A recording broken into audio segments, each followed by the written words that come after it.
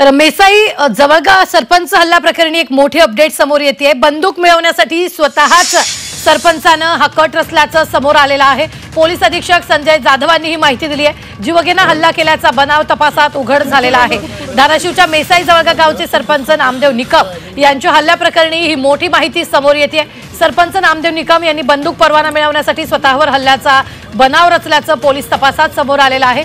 कदम यांच्या गाडीवर पेट्रोल अड्डे आणि दगड फेकून जीवे मारण्याचा प्रयत्न केल्याचं चित्र रंगवण्यात आल्याचं पोलीस अधीक्षकांनी यावेळी सांगितलेलं आहे। बाबी होत्या, नमूद मुद्दे होते, त्याची देखील पडताळणी केली। त्या पडताळणीमध्ये बरीच विसंगती त्या ठिकाणी दिसत होती। प्रत्यक्ष घटनास्थळावरची परिस्थिती आणि फिर्यादीमधील त्यांची नमूद तक्रार याच्यामध्ये बरीच तफावत त्या ठिकाणी दिसत होती। ह्या सर्व बाबीची बारकाईने पडताळणी करण्यात आली आणि त्याच्यानंतर आम्ही फिर्यादीकडे सखोल विचारपूस करता, सखोल तपास करता फिर्यादींनी कबूल केलेला आहे की त्यांनी हा बनाव केला होता आणि हा बनाव